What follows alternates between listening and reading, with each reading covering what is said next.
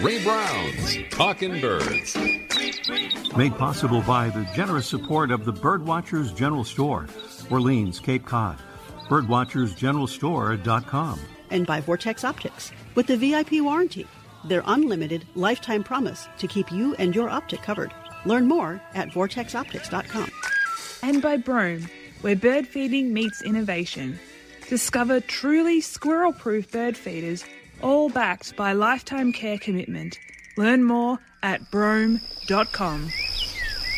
Good morning, afternoon, or evening, and welcome to our show, number 985.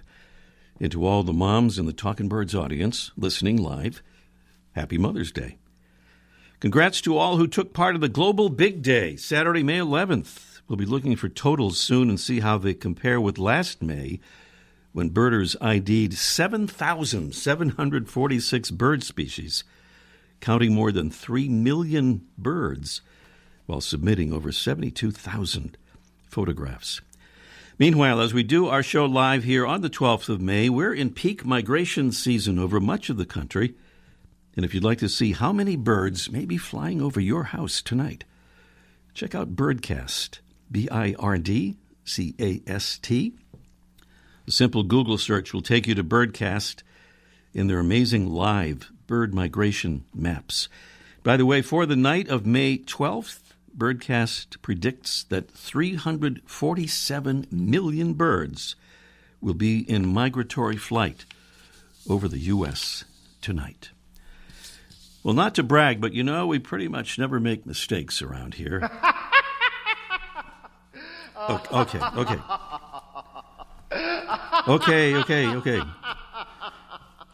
Okay, so last week we had an audio postcard from Wink Weinberg down in Georgia, and we said that it was from Dauphin Island, Georgia. Well, Dauphin Island is in Alabama, not Georgia, as several listeners reminded us.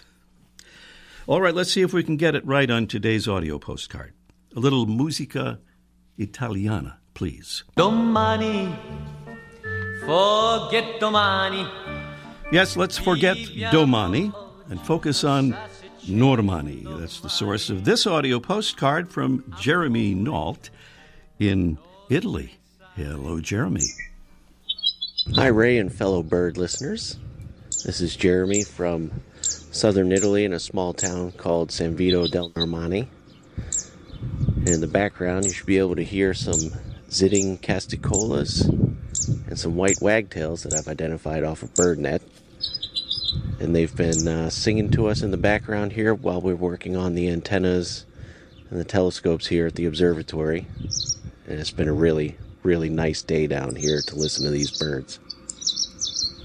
And it looks like they're trying to build little nests in some of our antennas, so we got to make sure we buckle up those holes so they can't do that, because we don't want those nests falling out when the antennas move. It's great talking to you guys, and happy birding, everyone. Happy birding to you, and thanks, Jeremy. Let's close it here. Perché forse non verrà, perché forse non verrà.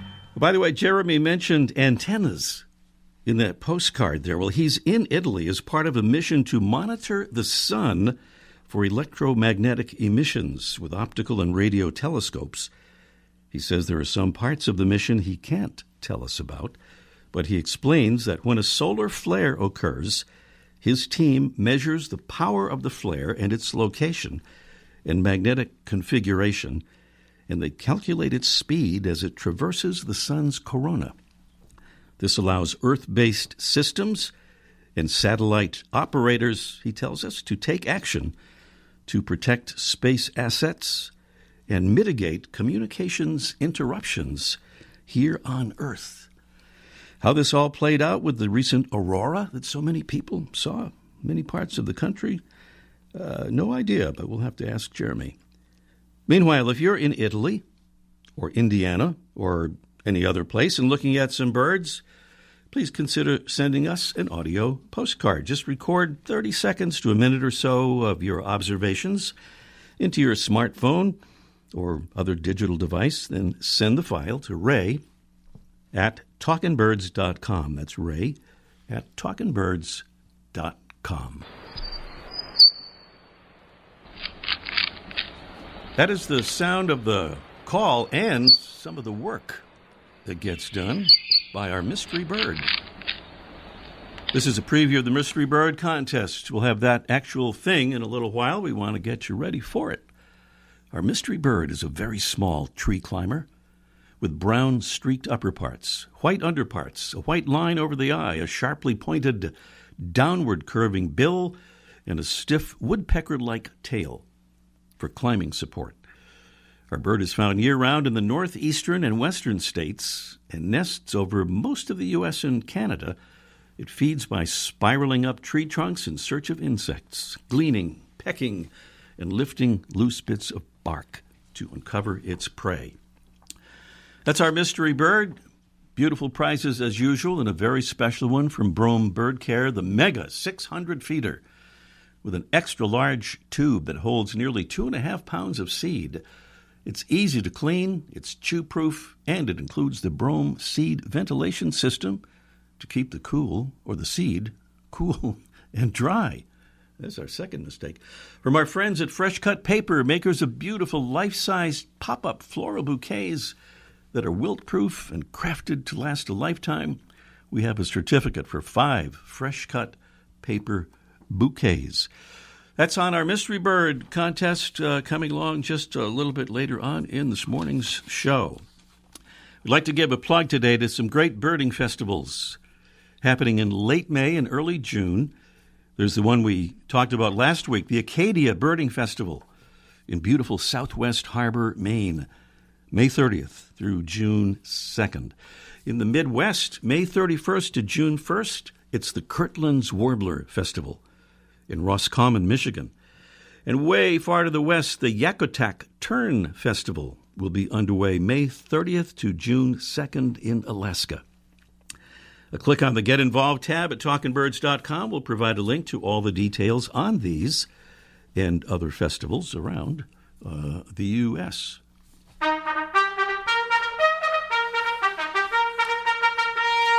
Here's a royal salute to another Talkin' Birds ambassador helping to spread the word about birds and conservation, which is what we're trying to do on our show here. Jason from Walpole, New Hampshire. A couple of weeks ago, Jason won our Mystery Bird contest.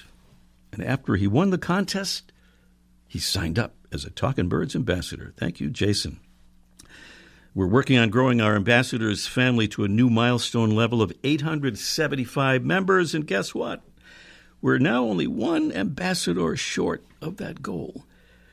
So, dear Talkin' Birds listeners, please consider joining the family so that we can reach and surpass that goal. To become an ambassador, which means we'll send you a batch of Talkin' Birds info cards that you can hand out to friends at your convenience, just click on that Get Involved tab at talkingbirds.com to see how to do it. As we say in Boston, it's wicked easy to do. Still to come on our show today, we'll get some advice on bringing birds onto our properties, no matter how much room we have, when we welcome the author of a great new book about bird-friendly gardening, Jen McGuinness. Also today, we'll have a Mother's Day edition of Let's Ask Mike, almost live from the archive, featuring Mrs. O'Connor's favorite son, Mike. And up next, a beautiful warbler that can fly thousands of miles while keeping its necklace firmly in place is today's featured feathered friend. Is it a bad thing to be among the last to show up and among the first to leave? Well, maybe, if you're an athlete trying to avoid practice, for example. But we won't hold it against today's featured feathered friend, the Canada Warbler, which has to fly 3,000 miles or more from its South American wintering territory to reach its breeding grounds across eastern and central Canada out through the province of Alberta, and in the U.S. through northern New England and the upper Midwest, and then back again. The Canada Warbler is sometimes called the necklace warbler, thanks to the distinct black vertical marks across its chest, contrasting with its yellow throat and belly. It has steely gray upper parts, a bold eye ring, and white undertail coverts. Canada warblers prefer damp woodlands with shrubby undergrowth, where they feed by hopping between branches and picking insects from understory plants, and also by fly catching for insects in the air. The Canada warbler population has been declining steeply in recent years, likely, it's thought, due to loss of forested wetlands, changes in forest management practices that reduce understory vegetation, and extensive browsing of the understory by white-tailed deer. In response to this decline, the Canada Warbler International Conservation Initiative was launched in 2013. The initiative has provided a platform for international collaboration and coordination and has led to the development of a full life cycle conservation action plan that is now making efforts to restore the bird's numbers. Our bird's common name in French is Paroline du Canada. Its scientific name is Cardellina canadensis. It's today's Talkin' Birds featured feathered friend, the Canada Warbler. Want to say hello to birding friends, Candy and Chris, and Dawn and Bob. We looked for the Canada Warbler on a walk the other day and didn't quite find it, but we won't give up. Welcome again to our show, number 985. Jen McGuinness is the author of a colorful and useful new book called Bird-Friendly Gardening, and she joins us now to tell us a bit about it. Good morning, Jen. Good morning. Thank you for having me on today. You are most welcome. So the subtitle, Guidance and Projects for Supporting Birds in Your Landscape. That gives a pretty clear indication of the book's focus. But who can best benefit from your book, Jen? Is it folks new to gardening, folks new to birding, or could more experienced folks get some guidance from the book? Well, I was kind of hoping to attract all those audiences. I wanted to make a guide that would be easy for someone to pick up who, might be new to gardening or might see birds when they go out birding and want to bring them in closer to their own property. I was hoping to just appeal to everyone because it's so important to make habitat for birds, and we all can do something to help. So in the introduction, Jen, you offer some best practices for bird-friendly gardening, from leaving brush piles for birds to hunt and hide in, to keeping cats indoors, to organic gardening, avoiding pesticides and herbicides. And I know that you're a big proponent of organic gardening. So tell us more about its benefits. Sure. Well, definitely, it benefits all the pollinators that come in. And that's actually how a lot of the wildlife coming into my garden started. I was growing vegetables, and then I wanted to bring in more insects to help pollinate those vegetables. So I started focusing on the pollinators.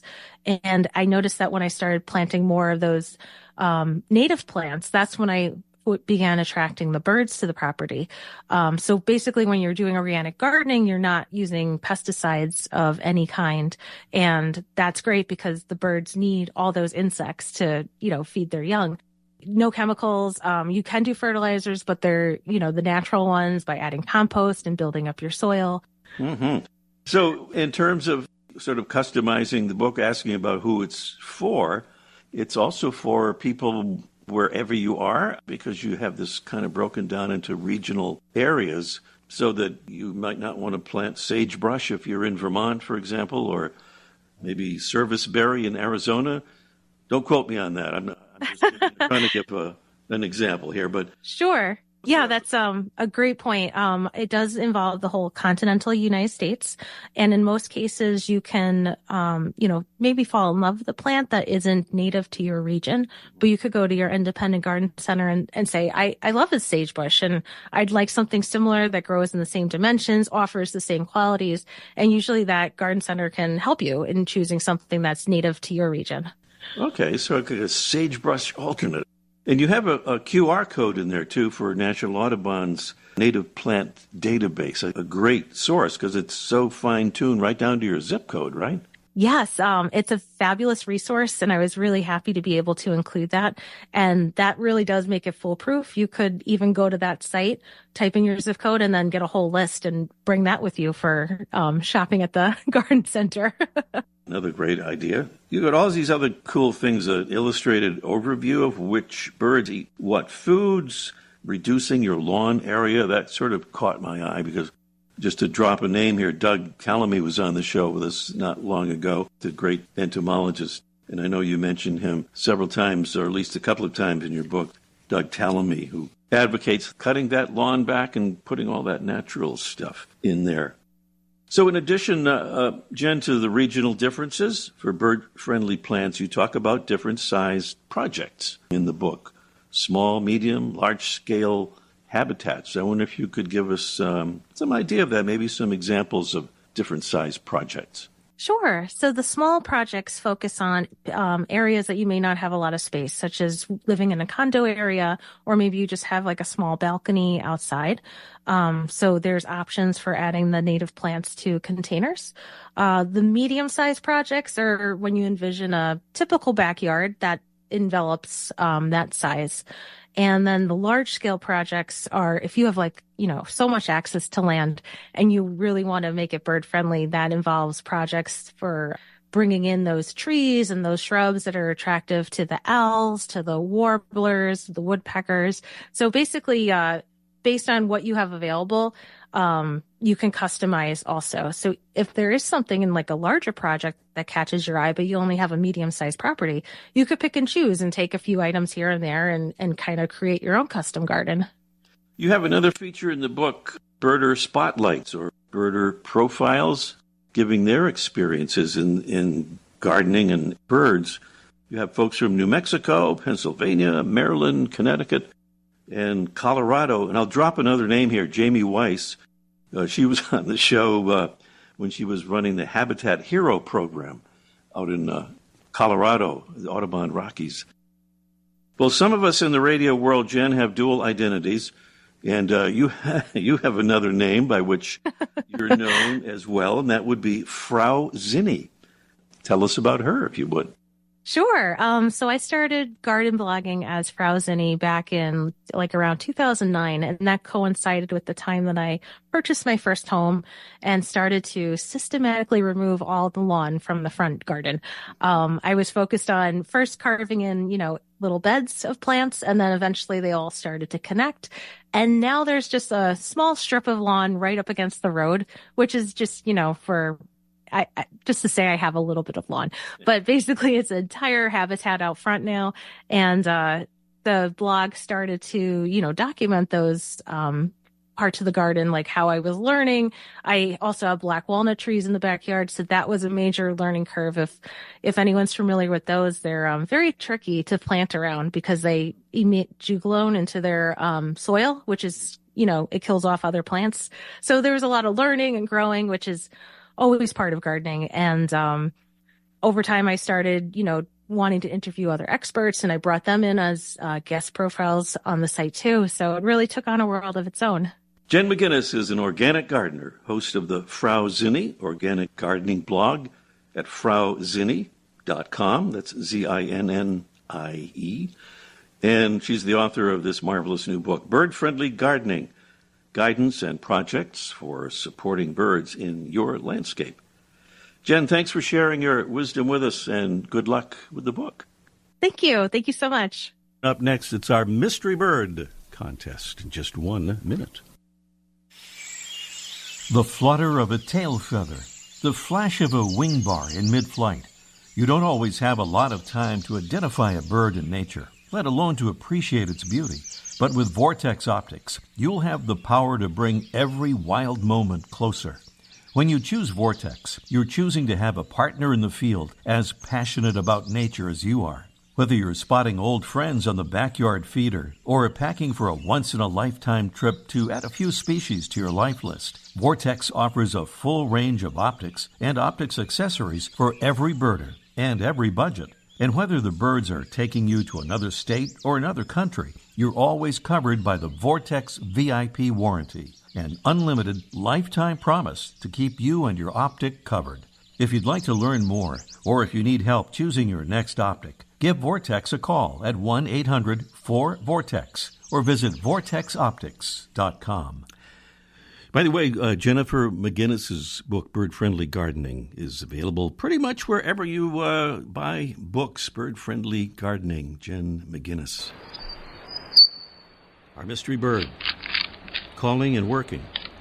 A very small tree climber with brown streaked upper parts, white underparts, a white line over the eye, a sharply pointed downward curving bill, and a stiff woodpecker-like tail for climbing support. That's our bird.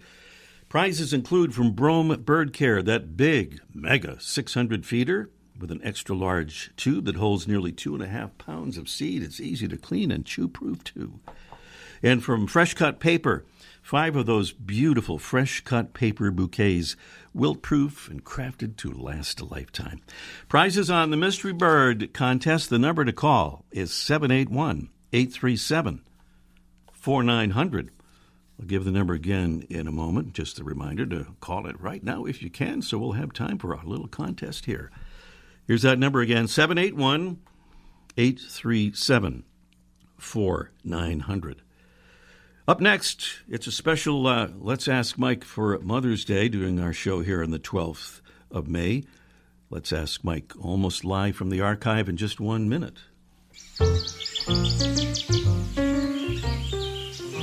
Welcome to a world where bird feeding is enjoyable for both you and your feathered friends. Introducing Squirrel Buster Bird Feeders by Brome. Our innovative feeders are designed to keep squirrels at bay, ensuring that your garden birds get their fair share. And the best part? We offer lifetime care for every feeder, making your purchase worry-free. Transform your garden into a bird paradise and keep it that way forever. Sorry, squirrels, it's just for the birds this time. Visit Brome.com, BROME.com, to discover our full range of Squirrel Buster feeders and join the Brome family today. Brome, where birds come first, and our commitment to you lasts a lifetime. Down to Cape Cod, Orleans to be specific, down there on Route 6A, not far from the Rotary and the famous Birdwatchers General Store, operated by Mr. Mike O'Connor, who is with us on the phone right now, I believe, with a Mother's Day edition of Let's Ask Mike Live. Good morning, Mike. How about that? A Mother's Day edition, yeah. Why not? Why not is right, because you know why? Because it's Mother's Day. Oh, I today. didn't even know that. That's why we kind of did it. Yeah. So here's my thoughts. So yes. Today is Mother's Day, and I think we all see cardinal couples and robin couples coming and feeding their babies in those open cup nests. And they work very hard as pairs, but there's a lot of mothers or a lot of bird mothers that don't get any help from the lazy male. They come up and they breed with the male, and then the mother goes off and builds a nest like wild turkeys, like a lot of ducks. Woodcocks are another one where the female does all the work. And one of my favorite ones are the common mergansers. The common mergansers mate with the male, then the female finds usually a nest cavity, an old woodpecker cavity, and then she lays the eggs inside, kind of like what the wood ducks do. And she incubates, builds a nest by herself. She incubates the eggs by herself, and she flies down, and the chicks hatch. And these females, and then they hop down, and she leads them all by herself to the water and protects them from predators and broods them. But the fun part is that the chicks, and I think we've seen this a little bit on some magazines and things, that when the chicks get tired, then they climb up in her back. She's like the original minivan, where the kids get up on the mother, and she swims around and takes the chicks. But the one bird that works the hardest, I think, is the ruby-throated hummingbird. Again, the female will mate with the male, and then she builds a nest. A lot of these birds, like ducks, they just kind of pull some feathers out and make a little impression, but she finds a nest. She has to build a nest from scratch. She puts lichen along the side to hide it, to give it some protection, some camouflage. She lays 2 eggs, and whereas duck chicks feed themselves, they swim around, and the mother really doesn't have to provide any food for them. Her chicks are like baby cardinals or baby chickadees. They're born naked and blind, and she has to go and find food for them. And it's really tiny insects, and she has to feed them until they grow and keep them warm at night and keep them protected. And she does this all by herself And that's after flying whatever many thousands of miles from the tropics. She has to do that and then pack up and head out again. So that's my Mother's Day salute to the single mothers who work even harder. Motherhood is hard, but single motherhood is even harder, and some birds do it all by themselves, so salute to them. Wow. I can't remember for sure. Is it the eastern bluebird in which the male apparently tries to bring some twigs to the nest but usually drops them on the way? Yeah, some guys just aren't mechanical and handy. They try, but, they're better off in the office. Thank you, Mike. Talk to you next week. Mike O'Connor there at the famous Birdwatchers General Store on Cape Cod.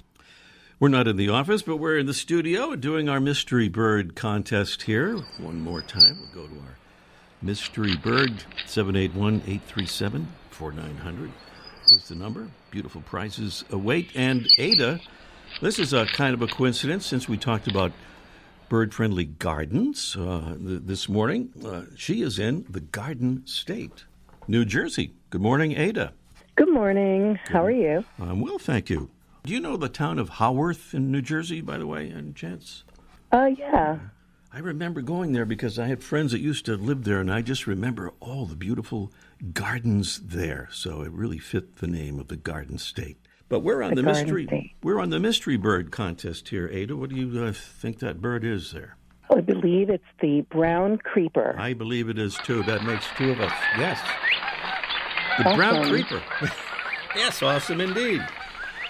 I like this poetic description of the brown creeper that I found from early 20th century naturalist W.M. Tyler. He said, "The brown creeper, as he hitches along up a tree, looks like a fragment of detached bark that is defying the law of gravitation by moving upward over the trunk, and as he flies off to another tree, he resembles a little dry leaf blown about by the wind." That's a pretty good description, I think, of the brown creeper. Well, Ada, thank you so much. Poetic.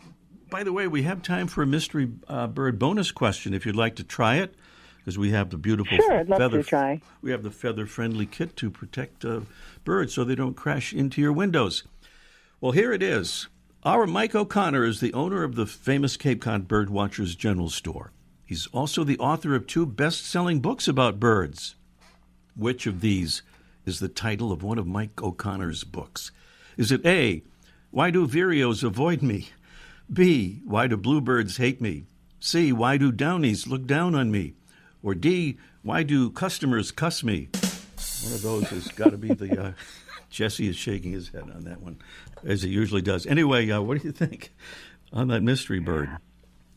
I'll say B. On that mystery bird, I mean the mystery bird bonus question. Why do bluebirds hate me? That, of course, is correct. Why do bluebirds hate me? That was his second bestseller, and its title reflects the fact that Mike just couldn't seem to get bluebirds to visit his backyard, although he tells us that one finally did show up. I think it was a couple of years ago, although it only stayed for a couple of minutes. Mike is also the author of the famous book, Why Don't Woodpeckers Get Headaches? Ada, stand by there. Jesse, when he finishes shaking his head, we'll get your info and send you those prizes. Thanks so much. All right. Thank you, Ada, who correctly got that bonus question there, why do bluebirds hate me, as well as the other one. And I just want to make sure this week we say the name of the bird. Again, the brown creeper was our mystery bird. We had a caller who asked what last week's mystery bird was. Do you know that info? We mentioned that there. But it's the blue grosbeak last week. Very good. Yeah, last week, the blue grosbeak. That's what it is. Okay. Next week, we'll have a special new prize. Listen live online so you can enter our mystery bird contest. Just go to talkingbirds.com to see how to do it. Thanks to our amazing Talking Birds team, Debbie Bleacher, Freya McGregor, and our producing engineer, the great Jesse Wilkins. I'm Ray Brown. See you next week. The Bird Show. I like that. I love it. Ray Brown's Talking Birds. Made possible by the generous support of the Birdwatchers General Store, Orleans, Cape Cod. Birdwatchersgeneralstore.com. And by Vortex Optics with the VIP warranty, their unlimited lifetime promise to keep you and your optic covered. Learn more at vortexoptics.com. And by Brome, where bird feeding meets innovation. Discover truly squirrel-proof bird feeders, all backed by lifetime care commitment. Learn more at brome.com.